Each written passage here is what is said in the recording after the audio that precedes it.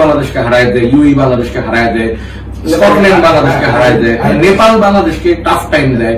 হ্যাঁ, নেপালের কাছে এখনো হারা হয়নি। আমার ধারণা অদূর ভবিষ্যতে নেপালের কাছে আমরা আব্দুর রাজ্জাক এবং কাজী আশরাফ হোসেন লিপু, হ্যাঁ, ওনাদের কারোরই আসলে এখনকার যে টি-20 যে রিদম, এটার এক্সপিরিয়েন্স নাই এবং ওনারা আসলে বুঝতে পারতেছেন। যখন এই যে বৈভব সূর্যবংশী এই যখন 14 বছর বয়সে এসে আইপিএল এর মতো একটা ইন্টেন্স টুর্নামেন্ট, হ্যাঁ, যেটা একটা হাই অকটেন গেম হয়, এখানে যখন নেমে এসে প্রথম বলে ছক্কা মারে ক্যারিয়ারে এবং সে 100 করে ফেলে, তখন বুঝতে হবে ইন টি-20 এক্সপিরিয়েন্স ইজ নাথিং।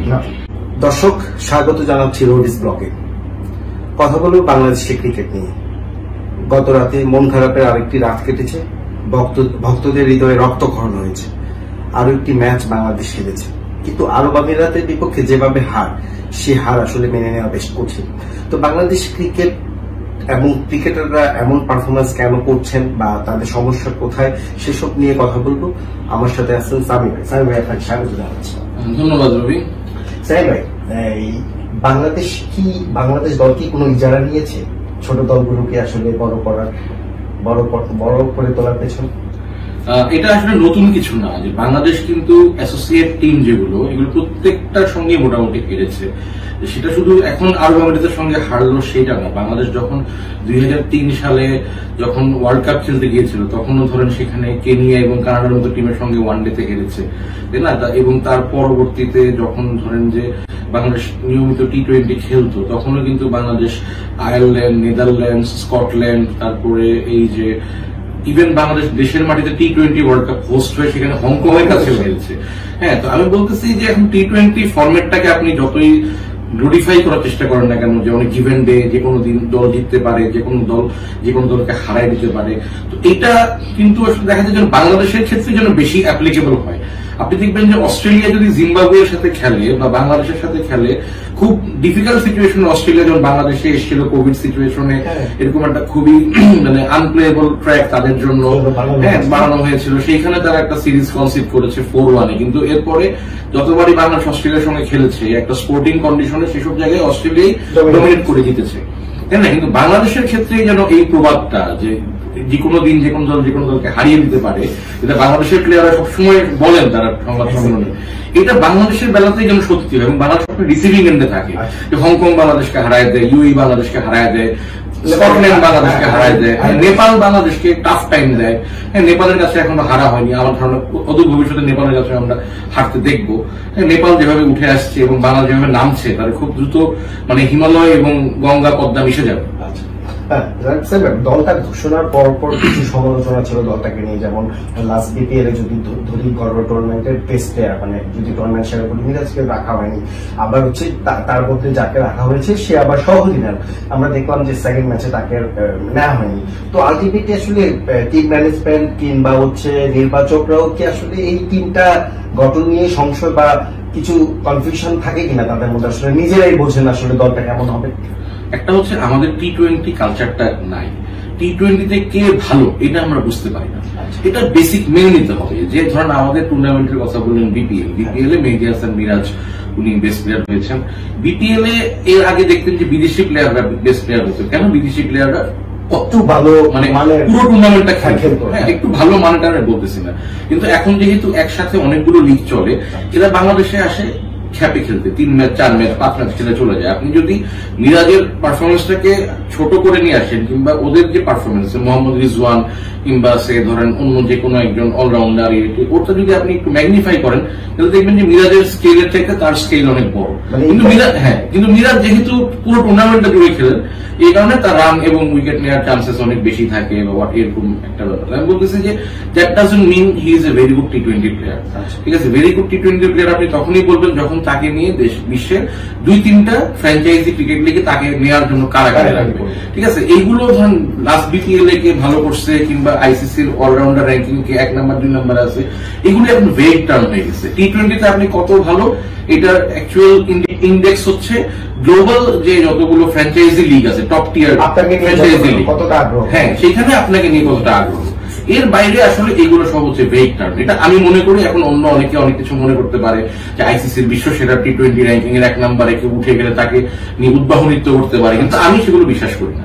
ঠিক আছে, এবং এই র্যাঙ্কিংটা কতটা ভেগ এটা নিয়ে আমি একসময় রিপোর্টও করেছিলাম যে এটা আসলে একটা নিউমেরিক্যাল একটা টার্ম, ঠিক আছে, এটা কেউ যদি ধরেন 2 উইকেট পায় তাহলে তার কিছু পয়েন্ট যোগ হবে, এই করবে সেই করবে এরকম। বাট ধরেন কালকে নাহিদ রানা যে 2 উইকেট পাইছে, এই 2 উইকেটের কি ভ্যালু, তাই না? কিংবা ম্যাচ ফার্স্ট T20-তে শেখ মেহেদী সে 3 ওভারে 49 রান মনে হয়েছিল, এরপরে যখন লাস্ট ওভারে বোলিং করতে আসছে তখন 6 বলে তাকে 34 রান ডিফেন্ড করতে হয়, ওই জায়গায় গিয়ে সে 2টা উইকেট পাইছে। তো এই 2টা উইকেটের কি ভ্যালু? কিন্তু যখন আপনি নিউমেরিক্যাল ফিগার একটা স্ট্যাটস শিটে বসাবেন, তো সফটওয়্যারে যখন ইনপুট দিবেন তখন 2টা উইকেট মানে 2টা উইকেটের জন্য তার 20 পয়েন্ট হয়, তো 20 পয়েন্ট তার অ্যাকাউন্টে অ্যাড হবে, তার কিছু প্রসিডিংস বাড়বে, এই হবে। But actually it has nothing value, তাই না? তো এই জিনিসটা হচ্ছে যে ধরেন আমাদের T20 আন্ডারস্ট্যান্ডিং এর একটু ঘাটতি আছে। এটা যেটা আমাদের যারা সিলেক্টর দেখেন যে এখন তো হান্নান ভাই নাই, আব্দুর রাজ্জাক এবং কাজী আশরাফ হোসেন লিপু, হ্যাঁ, আর ওনাদের কারোরই আসলে এখনকার যে T20-র যে রিদম এটার এক্সপিরিয়েন্স নাই, এবং ওনারা আসলে বুঝতে পারতেছে না T20-তে কিরকম প্লেয়ার দরকার। হ্যাঁ, এই কারণে আর যেহেতু টিমটা এখন একটা ট্রানজিশন প্রসেসের মধ্যে দিয়ে যাচ্ছে, ওনারা কিছু প্লেয়ার দিকে মনে করেন ইন এন্ড আউট একটু টেস্ট করবেন, হ্যাঁ, একটু ইয়ে করবেন। এইটা আমার কাছে মনে হচ্ছে তারাও একটা মানে যেহেতু ওয়ার্ল্ড কাপের আগে থেকে এটা বিল্ডিং প্রসেস, তো আপনি এইভাবেই একটা মানে আপনার ট্রায়াল এন্ড এরর বেসিসের মধ্যে দিয়ে গিয়ে আপনি আপনার মানে বেস্ট একটা কম্বিনেশন খুঁজে পাবেন। সো আমি এটার মধ্যে খুব একটা বেশি দোষ দেখি না। আমার মানে এই শেখ মেহেদী মিরাজ এই অবজেকশনের চাইতে আমার কাছে বড় অবজেকশন মনে হয় যে জাকির আলী অনিক এবং শামীম হোসেন পাটোয়ারির ব্যাটিং নিয়ে। হ্যাঁ, যে এদেরকে যদি আমরা ফিনিশার হিসেবে দেখি তাহলে এরা কি করতেছে। আর হচ্ছে মজার ব্যাপার হচ্ছে এরকম একটা দলে মাত্র মিডল অর্ডার ব্যাটসম্যান জেনুইনলি কিন্তু একজন, বাকি 2জন কিন্তু ফিনিশার। আপনি কতবার ফিনিশ করতে হবে একটা ম্যাচ, 2জন আপনি ফিনিশার নিলেন।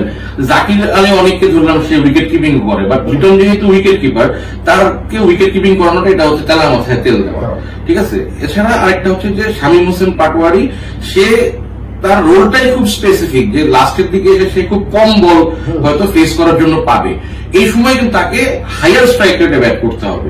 হ্যাঁ, সে পুরো মানে একটা ম্যাচে সে স্পেসই পাবে 6 বল 7 বল 8 বল, ঠিক আছে, কিন্তু সে দেখা যায় যে সেখানে বাউন্ডারি মারতে পারে না। আর এরকম একটা রোলের জন্য একটা প্লেয়ার সে যদি if he is not very good at his prescribed role, তাইলে তার না আরেকটা অন্য ডাইমেনশন থাকতে হবে। Either he has to be a good bowler, হ্যাঁ, চেঞ্জ বোলার হিসেবে তাকে একটু ইউজ করতে হবে, কিংবা ধরেন যে সে একটু ভালো ফিল্ডার, যে পয়েন্ট কোথাও দাঁড়াবে, একটা চমৎকার একটা ক্যাচ নিবে, রান আউট করবে, ম্যাচ ঘুরাই দিয়ে, অবশ্যই যে ওই জায়গায় তার যে টিমের প্রতি তার যে কন্ট্রিবিউশন ওইটা আসলে জাস্টিফাইড না টু বি ইন আ 11। তাকে অন্য একটা ডাইমেনশন ওপেন করতে হবে, ভালো থাকতে হবে, তার ওগুলো কোনো ডাইমেনশন নাই, সে কি রোলে আছে। এটা হচ্ছে আমার খুব বড় একটা প্রশ্ন যে তাকে কেন রাখা হচ্ছে। আচ্ছা, হ্যাঁ, এখন এই ব্যাপারে একটু বলবো যে কালকে যে অবস্থা ছিল, আমি তো একটা সময় ভেবেছিলাম যে আসলে 215 সর্বোচ্চ রানটা টপকে যাবে, লাস্ট ওভার কিন্তু রান করতে পারেনি, এবং শামীমের ব্যাটিংটা কি একটু কেমন লেগেছে? সেটাই আমি প্রথম ম্যাচেও খেয়াল করছি যে যখন পারভেজ হোসেন ইমন 91, 95 এরকম টাইপের রানে সে আসে, 70th 18th ওভারে খেলা হচ্ছে, দেখা যায় কি যে এই শামীম হোসেন কিংবা এই যে কি যেন আপনার এই তানজিদ হোসেন তামিম, হ্যাঁ সরি তানজিম হাসান সাকিব, এরা ওভারে 4টা বল খেলে, 5 নাম্বার বলে সিঙ্গেল নেয়, আর হচ্ছে ইমন হচ্ছে স্ট্রাইক পায় হচ্ছে লাস্ট বলটা। এই জায়গায় সে একটা ওপেনার সেট ব্যাটসম্যান, হ্যাঁ, তার হ্যান্ড আই কোঅর্ডিনেশন ভালো হচ্ছে, এদের ইন্টেনশন থাকবে যে সিঙ্গেলটা নিয়ে পারভেজ হোসেন ইমন যত বেশি বল স্ট্রাইক খেলানো। মানে এই কমন সেন্স বা হচ্ছে এই ম্যাচ অ্যাওয়ারনেসটা নিজেরাও পারতেছে না বাউন্ডারি হিট করতে, নিজেরা ডট বল কনসিড করে যাচ্ছে, কিংবা ধরেন যে আপনার বাউন্ডারি মারতে গিয়ে ডাবলস তো ডিনাই করতে পারবে না, টিম টোটালেরও ব্যাপার আছে এখন, তাই না, পারভেজ হোসেন ইমন কি সেলফিশও হওয়া যাবে না। সো বাউন্ডারি মারতে যাচ্ছে কিন্তু খুব পাওয়ারফুল হিট হচ্ছে না, হয়তো দূরে থার্ড ম্যানে যাচ্ছে বা লং অনে যাচ্ছে, ডাবলস হচ্ছে, সেই স্ট্রাইকে থাকতেছে। কিন্তু তার দরকার কি ছিল, প্রথম 1-2 বলের মধ্যে ঠিকই সিঙ্গেল নিয়ে তাকে ইমনকে বেশি করে স্ট্রাইক দেওয়া। কালকের ম্যাচের একটা ব্যাপার দেখেন, কালকের ম্যাচে বাংলাদেশ টোটাল ছক্কা মারছে বোধহয় মাত্র 5টা না 6টা, হ্যাঁ, আর ওই দিন ইমন একাই মারছিল 9টা ছক্কা, হ্যাঁ, তারপরে বাংলাদেশের টিম টোটাল কিন্তু হয়েছিল 191, আর গতকাল কি কত হয়েছে 205।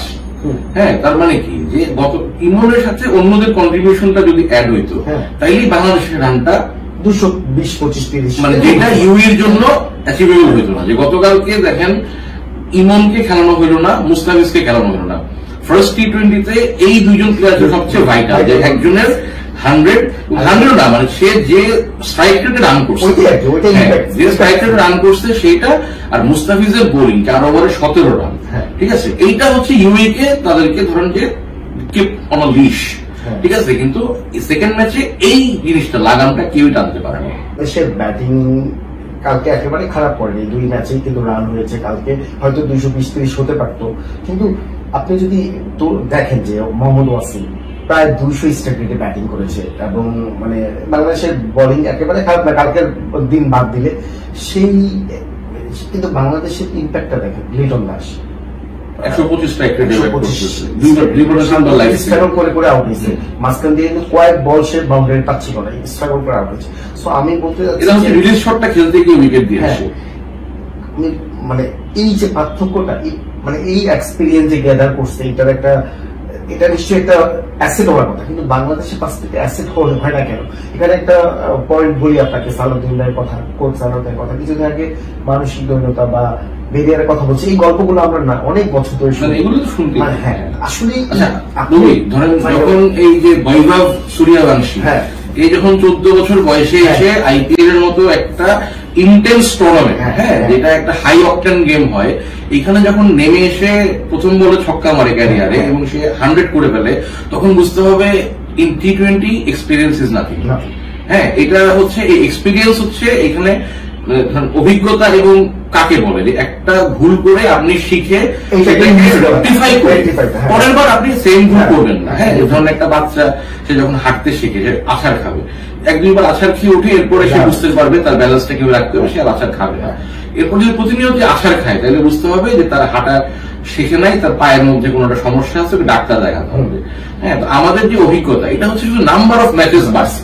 হ্যাঁ, আপনি যদি প্রতিবার প্রস্তুতিবিহীন ভাবে পরীক্ষায় বসেন এবং ফেল করেন, হ্যাঁ, তাইলে এবং আপনি যদি না শেখেন, তাইলে এইটার কোনো মানে নাই। তো বাংলাদেশের অভিজ্ঞতাগুলো হচ্ছে এরকম। আর আপনি যে আরেকটা কথা বলেন, মোহাম্মদ ওয়াসিম বা আরো একটা ব্যাটসম্যান, ওদের প্রথম ম্যাচে যে প্লেয়ারটা 21 বলে 42 না কত করছে, almost made the match very close, তারপর আউট হয়ে গেছে। এখানে একটা জিনিস যে ধরেন পরীক্ষায় প্রশ্নপত্র যদি সহজ হয়, হ্যাঁ, তাইলে কি হবে, সবাই ভালো নাম্বার পাবে, তাই না? ধরেন সবাই লেটার মার্কস পাবে, এই করবে, কিন্তু ফার্স্ট যে হবে সে দেখবেন অন্যরা পাচ্ছে 82, ও পাবে 98। সে তার যে পড়ালেখার প্রতি তার সে রাউন্ড দা ইয়ার পড়ে আসছে, আর আপনি পরীক্ষার আগের রাতে পড়ে পরীক্ষা দিতে বসছেন, প্রশ্নপত্র কমন পড়ে গেছে, হবে কি আপনি হয়তো 82 পাবেন, সে হচ্ছে 98 পাবে। এই যে ডিফারেন্সটা, এটা কিন্তু আপনার প্রশ্নপত্র যদি কঠিন হইতো, তাহলে আপনি পাইতেন হয়তো 100-র মধ্যে 65, ও পাইতো 85। আমি বলতেছি এই ডিফারেন্সটা সবসময় থাকবে। এখন অনেক প্যাসিভ ব্যাটিং ট্রাই, যেখানে বাউন্ডারি ছোট, ঠিক আছে, এইসব জায়গাতে রান কিভাবে ম্যাক্সিমাইজ করতে হয় সেটা ইউএর প্লেয়াররা জানে, বিকজ দে প্লে আইএল টি-20, যেখানে বিপিএল এর চেয়ে অনেক কোয়ালিটি ক্রিকেট হয়। ওরা 11-এ 5টা-6টা বোধহয় ফরেন প্লেয়ার্স থাকে, থাকে, আরো টাফ কম্পিটিশন হয়, যে আইপিএল এর টিমগুলো অনেক টিম ওন করে, সেখানে অনেক কোয়ালিটি বিদেশি প্লেয়াররা খেলে।